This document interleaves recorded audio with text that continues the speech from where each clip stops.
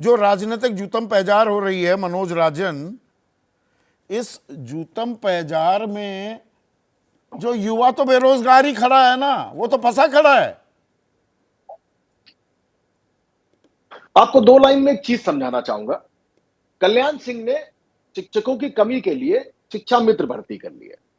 1,75,000 के आसपास का आंकड़ा था। बाद में उन शिक्षकों को अखिलेश यादव ने परमानेंट करने के बाद योगी गवर्नमेंट के आसपास की बात है कि कोर्ट से वो सारे शिक्षा मित्र फिर वापस चले गए। यानी मान लीजिए 50,000 की सैलरी पा रहे थे, वो 10-12,000 15,000 में फिर काम करने। हाँ, इसी 1,37,000 दौरान ये थे वो। हाँ इसी दौरान जी थोड़ा आंकड़ा इधर उधर हो सकता है। हाँ हाँ, इसी लगभग दौरान इतना ये था। हाँ ये 69,000 लोगों की भर्तियां आई।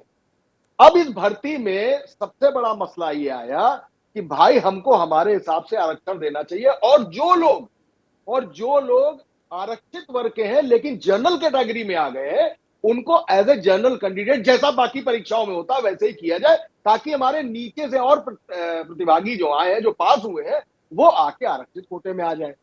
अब इसमें क्या हुआ, बड़ी बड़ी क्लासिक चीज बता रहा हूं आप। हुआ इसमें ये कि 6800 6,800 दलित और पिछड़े जो आरक्षित थे, उनकी एक लिस्ट बनाई गई और उनको फाइनल कर दिया गया कि इनको नियुक्ति पत्र दे दिए। 6800, यानी हमारा कोटा पूरा हो गया।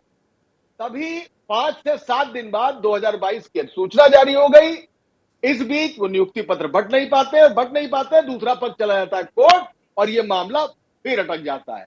अब कोर्ट ने मामला लाके फिर एक बार कह दिया कि सरकार इस पे सोचे और 3 महीने के अंदर डिसीजन दे। अब ये हड़बड़ी क्यों है, ये मैं आपको बता दूं। हड़बड़ी ये है कि सरकार अपने ऑफिसर की रची हुई पूरे ब्लूप्रिंट को जब देख रही है, तो समझ नहीं पा रही है कि हम इस कोर्ट के फैसले को, और अब आरक्षण तो दूध के जले वाला मसला हो गया है। अभी आपने लोकसभा चुनाव में आरक्षण का मुद्दा देख ही लिया है किस स्तर पर रहा है। इसको लेकर सरकार बुरी तरीके से फंस गई है। आज जो बवाल हुआ है, ये आरक्षित वर्ग ने किया है, और अभी 18 दिन हुए हैं, कोर्ट ने 3 महीने का समय दिया है। लेकिन क्यों? इनको मालूम है कि अब जो सामान्य वर्ग वाला है, जिसकी भर्ती हो चुकी है, जिसको मालूम पड़ चुका है, वो सुप्रीम कोर्ट मूव करने वाला है। इसलिए सरकार या तो इंतजार कर रही है, या जल्दी से इस फैसले को ले नहीं रही है, या वो फिर वही सुलझाना नहीं चाहती। ये सारे गले मसले की उत्तर हड्डी बन प्रदेश में गई है, फंसे हुए हैं। और संजीवनी गले की हड्डी लेकर बन गए। अब सरसंघ चालक भी आते दिख रहे हैं कि भाई सरकार करा सकती है। टाइम बाइंग हो रही है क्या ये टाइम बाइंग है। मैं आपसे स्पष्ट अंडरलाइन करते हुए कह रहा हूं, ये टाइम बाइंग है, क्योंकि टाइम बाइंग ही हो रही है लगातार। आप ही की सरकार की भर्ती थी, 6800 की अलग से क्यों नियुक्ति? सबकी नियुक्ति होती, आरक्षण का फार्मूला तय कर दिया जाता, लेकिन नहीं। अब जब कोर्ट का ऑर्डर आए, 2 साल हो गए नई सरकार आए हुए, 1.5 साल के आसपास, तब तक फैसला क्यों नहीं लिया गया? अब फिर उस वक्त अधिसूचना चुनाव के वक्त क्यों 6800 रखे गए थे? तो महीन पॉलिटिक्स है। एक बात और कहना चाहूंगा, वो जरूर कहना चाहूंगा कि मायावती के समय में नागराज कमेटी को अपहोल्ड करते हुए प्रमोशन में आरक्षण की एक नीति उत्तर प्रदेश में लागू कि आपको कोटे के हिसाब से प्रमोशन भी दिया जाएगा। अब यहां पे सपा वाले बैठे हैं, मैं आपसे साफ बता रहा हूं कि उस प्रमोशन के आरक्षण को पहले मुलायम सिंह ने रोका, फिर अखिलेश यादव ने रोका। तो उत्तर प्रदेश एक ऐसी जमीन है जहां पे टाइम बाइंग बहुत जरूरी चीज है, और ये टाइम बाइंग इस वाले मुद्दे में भी की जा रही। मतलब अरसा हो गया है इन बच्चों को आंदोलन करते करते।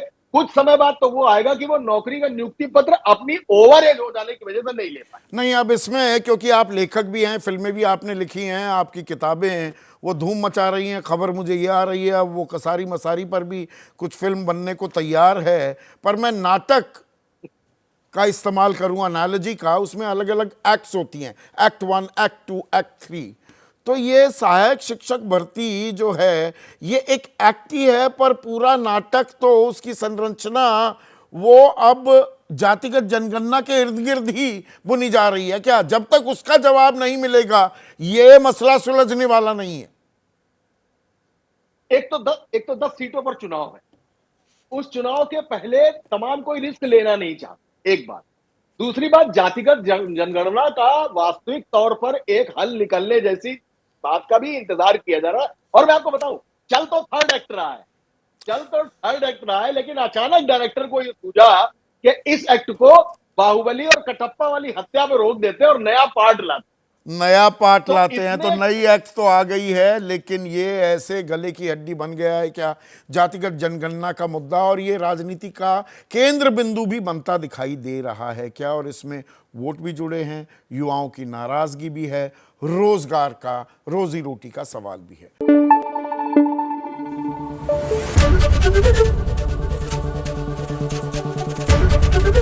एबीपी न्यूज आपको रखे आगे।